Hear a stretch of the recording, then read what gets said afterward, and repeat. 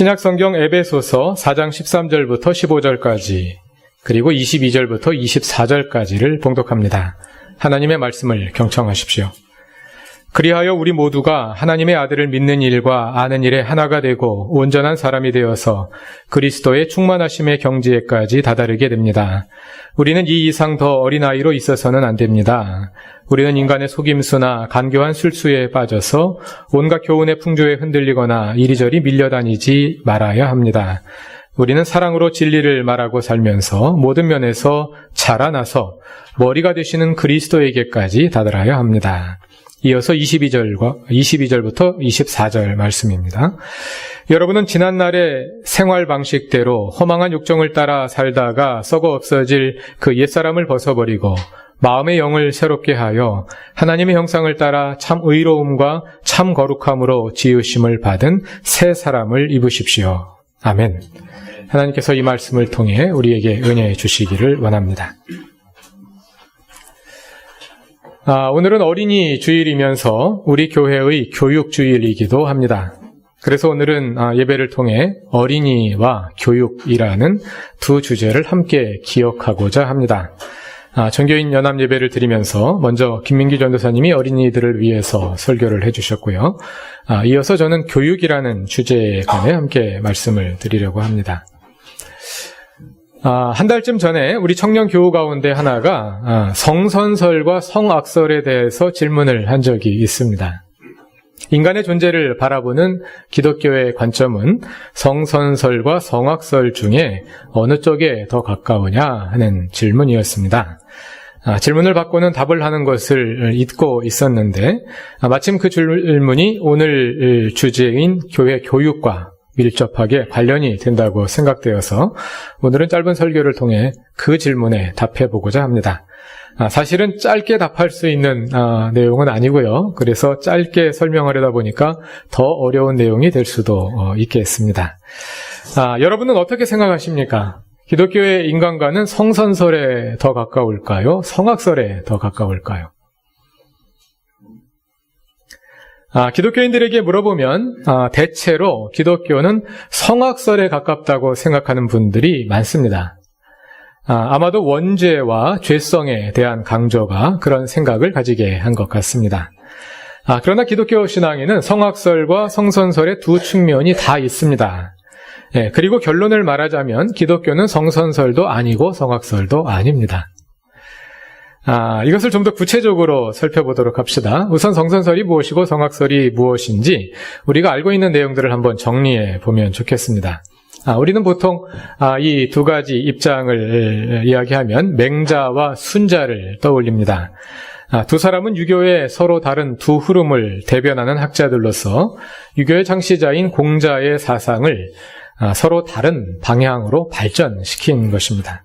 공자 사상의 두 핵심은 인과 예입니다. 아주 단순화해서 말해보자면 인은 내면적인 도덕성이라 할 수 있고 예는 외면적인 사회 규범이라고 할 수 있는데요. 공자는 인을 바탕으로 예가 실현된다고 보았습니다.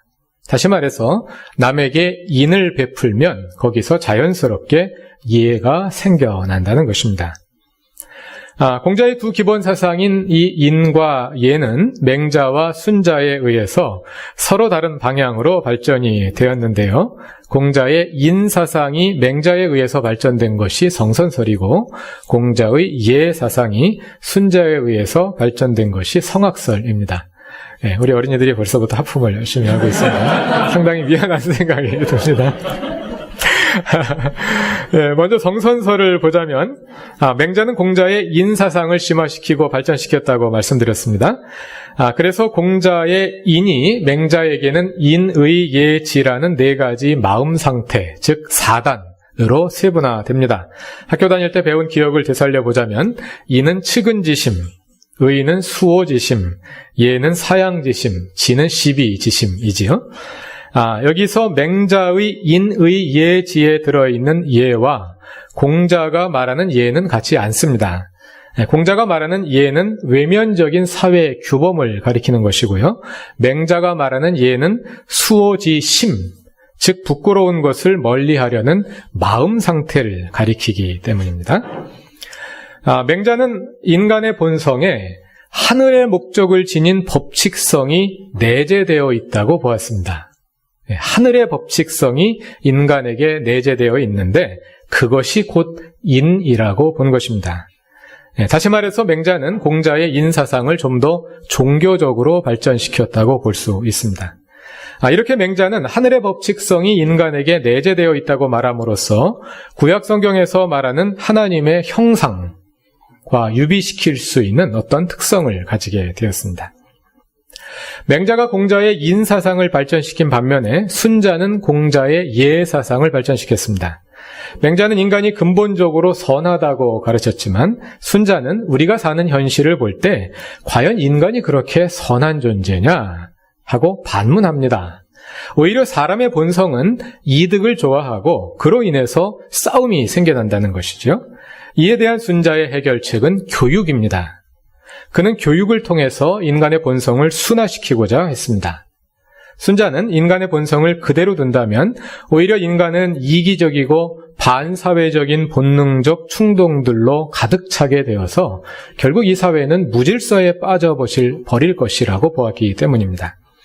순자의 제자들 가운데 한비자나 이사 같은 사람들은 순자의 사상을 더 발전시켜서 단순히 교육만으로는 인간을 변화시킬 수 없고 국가의 법 체계와 엄격한 형벌을 가지고 통제해야 한다 이렇게 주장합니다. 이런 사상을 가리켜서 법가 사상이라고 합니다. 그런데 유교를 전공한 분들 가운데서는 순자의 사상을 성악설이라고 부르는 것에 대해서 또 문제 제기를 하는 분들이 있습니다. 왜냐하면 고대 중국 사상엔 서구 기독교와 같은 선악의 이분법이 없었기 때문입니다. 그래서 성선설과 성악설이라는 말 자체가 기독교와는 너무 다른 세계관에서 나온 것이기 때문에 비교하기가 굉장히 어려워지는 거죠.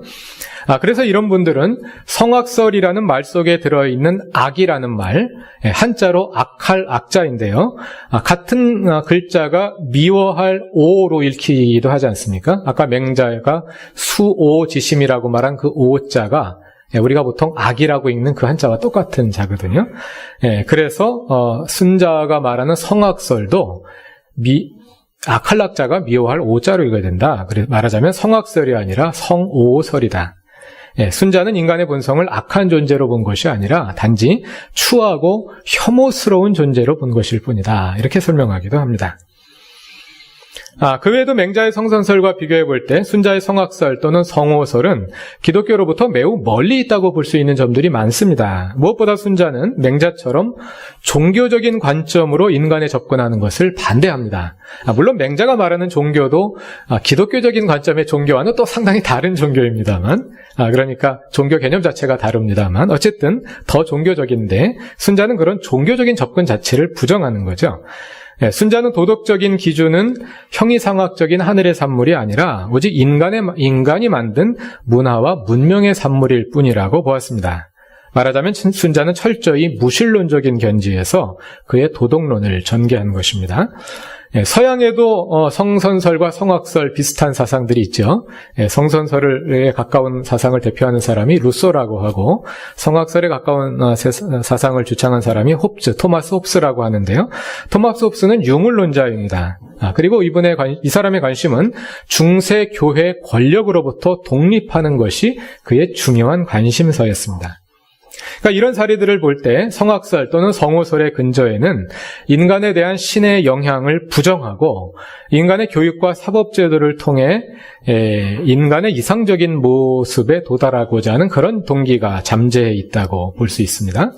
또 앞에서 우리는 외면적인 사회 규범이라고 할 수 있는 예를 강조하는 성악설이 결국은 율법주의적인 법가 사상으로 발전하는 것을 보았는데요.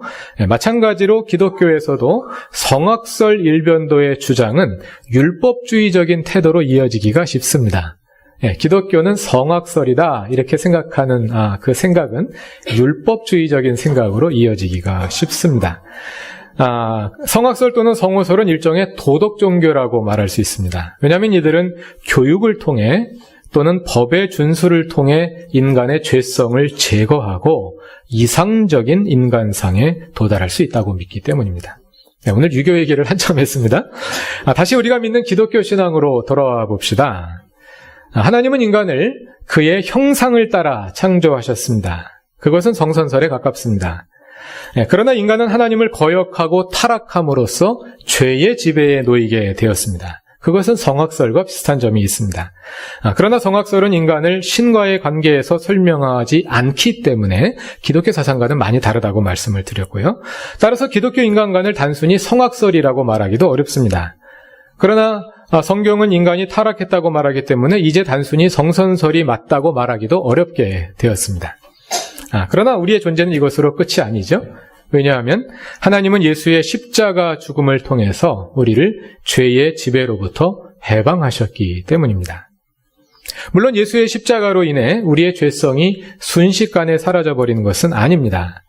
그러나 예수님께서 십자가에서 죄의 세력과의 결정적인 싸움에서 이기셨으므로 이제는 더 이상 죄가 우리를 지배할 수 없습니다.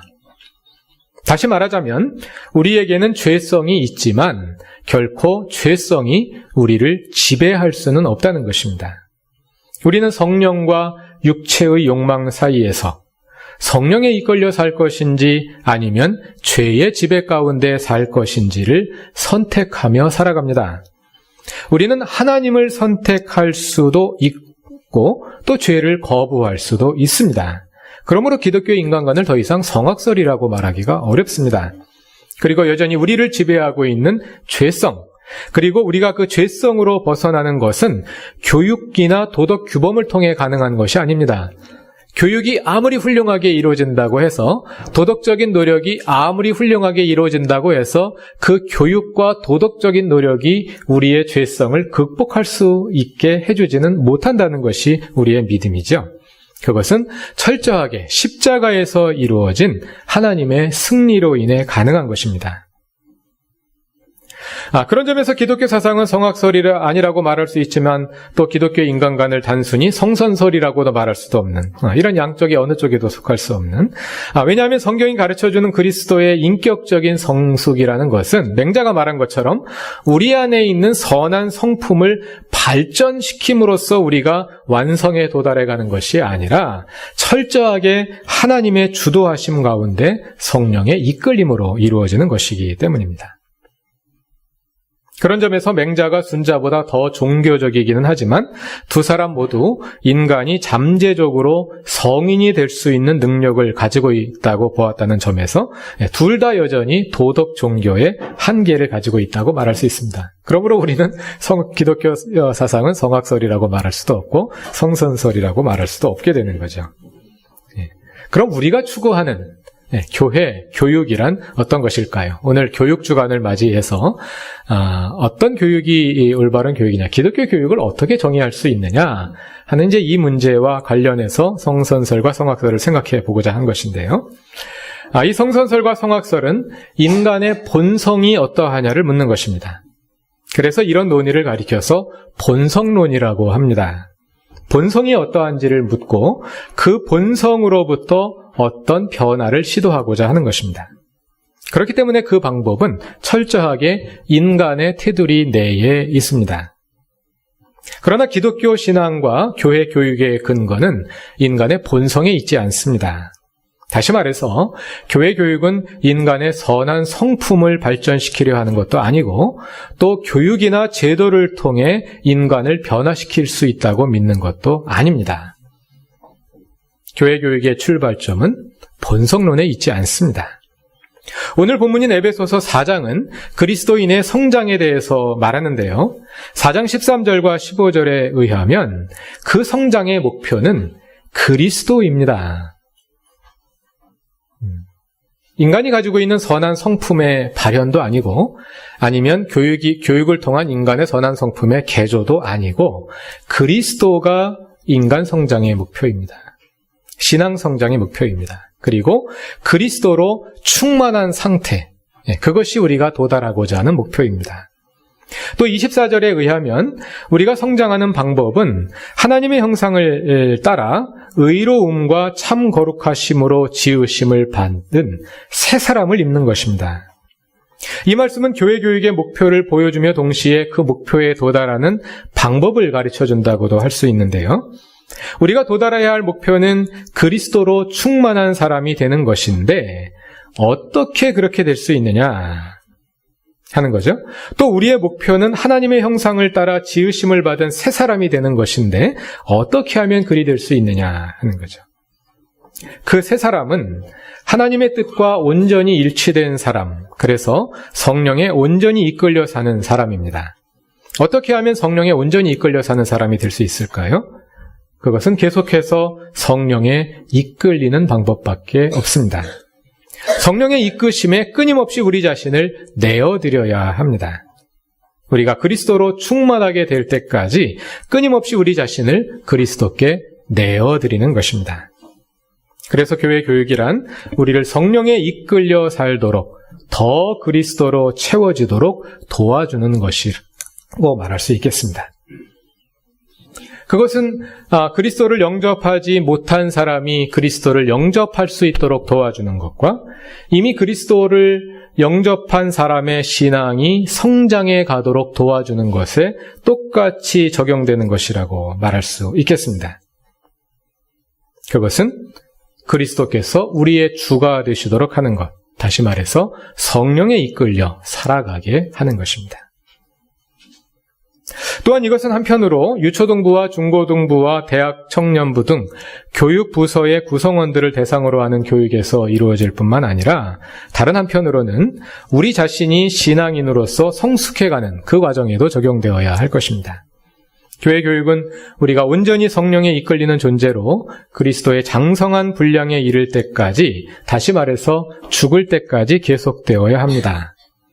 만일 우리가 완전히 거룩한 존재로 성화의 이상에 도달하게 된다면 더 이상 교육받지 않아도 될 것입니다.